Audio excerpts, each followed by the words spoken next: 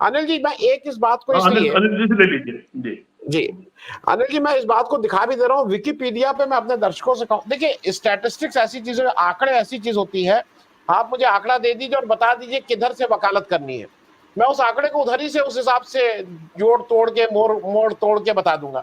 आंकड़े का कोई लेकिन दुख की बात यह है कि प्राइम मिनिस्टर कार्यालय से उनका इकोनॉमिक आर्थिक जो विभाग है, वो अगर ये आंकड़े इस समय दे रहा है इलेक्शन के बीच में कि मुसलमानों की आबादी बढ़ गई, हिंदुओं की आबादी घट गई, तो एक आंकड़ा मैं भी दे रहा हूं विकिपीडिया में। सब दर्शकों से कह रहा हूं, विकिपीडिया में चले जाओ, रिलीजन्स इन पाकिस्तान ढूंढ लो। 1951 में हिंदू 1.6% थे, 2017 में 2.14% है, तो वहां तो बिल्कुल सैलाब हो जाना चाहिए। हिंदू करीब करीब डबल होते जा रहे हैं। मैं पॉपुलेशन की, जनसंख्या की बात कर रहा हूं, मैं नहीं कह रहा हूं विकिपीडिया में जाके खुद ढूंढ लें।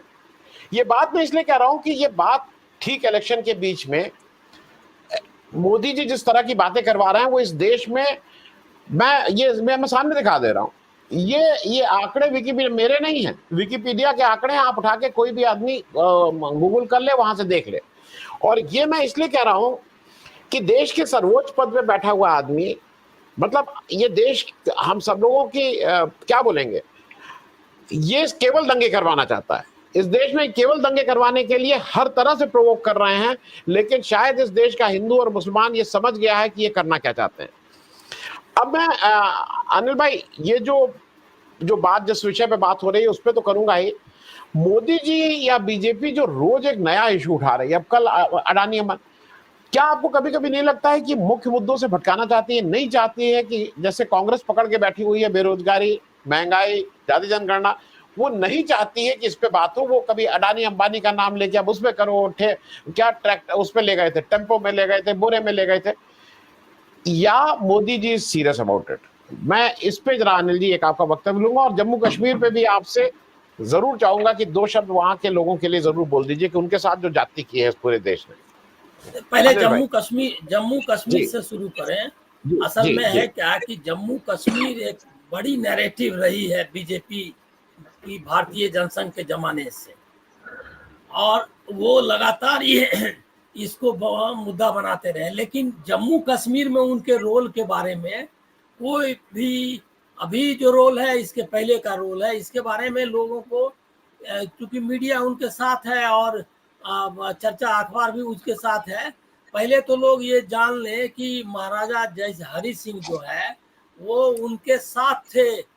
जो इनके मतलब हम नाम या हम जो वहाँ जो थी आरएसएस का जो ब्रांच था, वो हिंदू महासभा का, वो उनके साथ था, और उन्होंने जो पाकिस्तान के साथ समझौता किया था, अलग रहना चाहते थे, तो ये हरि सिंह के समर्थक थे। उस समय शेख अब्दुल्ला, जो अभी फारूक अब्दुल्ला के पिताजी हैं, उन्होंने उसका विरोध किया था कि कश्मीर का विलय पाकिस्तान में नहीं होना है, या कश्मीर पाकिस्तान से कोई रिलेशनशिप नहीं।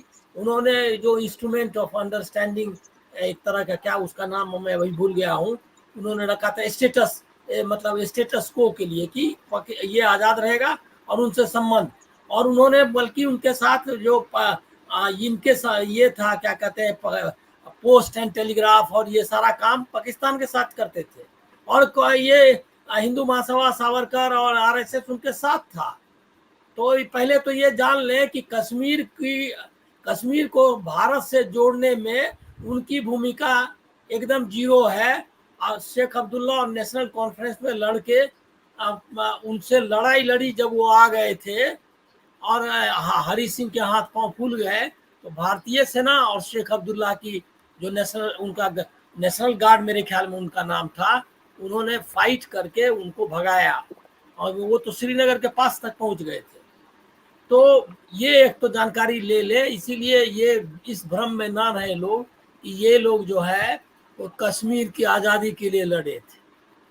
ये पक्की, एक तो पहला ये समझ लें।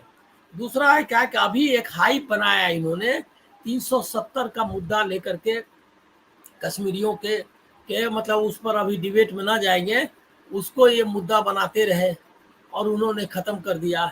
उसका फ़ायदा क्या हुआ?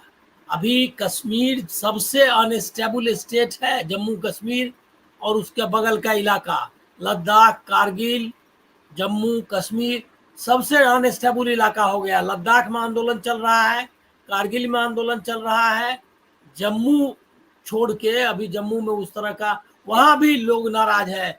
कश्मीरी पंडित नाराज है कि उनको कुछ नहीं मिला इससे, मतलब जो बीजेपी दावे करती रही है।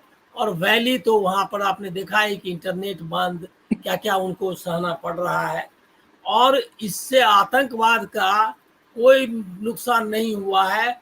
वो आप कितने ऑफिसर्स मारे गए हैं और कितने भारतीय जवान ये 370 हटने के बाद, उसकी लिस्ट नहीं दे रही है, दे रहा है ये मीडिया ने, सरकार दे रही है।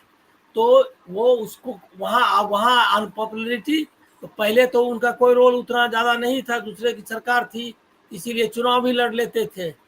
लेकिन अब तो वहाँ चुनाव भी नहीं लड़ सकते क्योंकि इतना अनपॉपुलर है ये सरकार।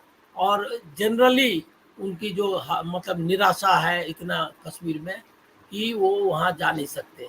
वहाँ जिस तरह से कम अटल बिहारी वाजपेयी ने एक अपने बारे में, कम से कम अपनी नीतियों और अपने संबंधों को, उनका एक सॉफ्ट कॉर्नर उन लोगों के बीच में था। अभी भी लोग उनको याद करते हैं कि अटल जी बेहतर थे। तो ये है हालत, इसीलिए वो नहीं लड़ रहे हैं। दुनिया को 370 दिखा रहे हैं। कश्मीर वाला कह भी रहे हैं कि कश्मीर के लोग जो है उन्होंने एक्सेप्ट कर लिया और एकदम अमन चैन है, तो जाओ चुनाव लड़ो, नहीं लड़ना है। एक तो हुआ। दूसरा ये आपने जो इनका ओवरऑल पॉलिटिक्स के बारे में कहा कि क्या सीरियस है वो, तो सीरियस एक चीज को लेकर के है कि देश में कम से कम एक दंगाई माहौल बन जाए ताकि चुनाव जीतना आसान हो जाए। 3 जो फेजेज के चुनाव है उससे इतना तो साफ हो गया है कि बीजेपी लूजिंग ट्रैक पे है। और ये जब उनको समझ में आ गया है तो चौथे चरण के लिए वो, हालांकि फर्स्ट से ही देख रहे हैं कि लगातार वो मुद्दों की तलाश में है।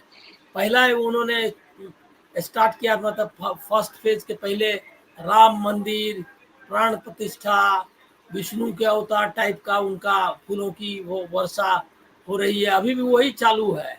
हर एक जो उनका, मतलब उन्होंने तो लैंग्वेज ऑफ पॉलिटिक्स और लैंग्वेज ऑफ जो कैंपेनिंग है वही बदल दिया है। अभी ऐसा कभी देखा है कभी? इतना मैं बार बार बोलता हूँ कि इतना महंगा जो है रोड शो तो कभी हिंदुस्तान में हुआ ही नहीं। और ये खर्चे की बात, इसकी जिम्मेदारी है चुनाव आयोग की कि हर रैली का खर्चा वो कैलकुलेट करे, लेकिन वो खर्चा करके इस तरह कर रहे हैं। एक तो वो मुद्दा है। दूसरा ये कि 3 फेज तक आते आते उनका गोल पोस्ट बदलते गया। मंगलसूत्र, सेकंड में मंगलसूत्र आ गया, थर्ड में फिर दूसरा इशू लेकर के आ गए। लेकिन एक चीज इसमें कॉमन है कि इसमें डिविसिवनेस जो है, हिंदू मुसलमान को का मुद्दा यही ले दे करके आता है। अभी वो आए थे भ्रष्टाचार को मुद्दा लेकर के, और अडानी अंबानी तक को उन्होंने ये कर दिया, मतलब शामिल कर लिया। लेकिन उसमें अडानी अंबानी के मामले में मेरी राय जो है वो अलग है। मैं मानता हूं कि उन्होंने उनको धमकाया कि देखो टेम्पो में ही सही, मतलब हमको तो तुम हेलीकॉप्टर या हवाई जहाज दे रहे हो और सब कुछ दे रहे हो, लेकिन टेम्पो भी उधर नहीं जाना चाहिए।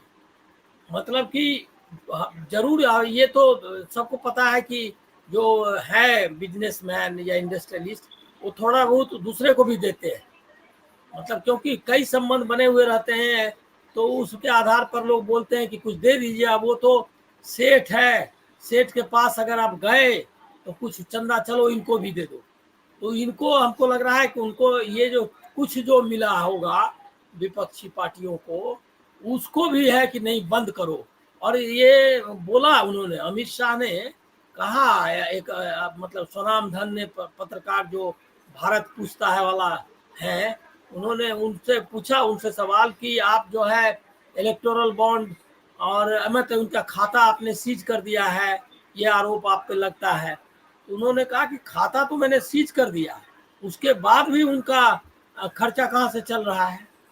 तो वही उनको तकलीफ है कि कांग्रेस इसके बाद भी कैसे ये रैली वगैरह कर रही है।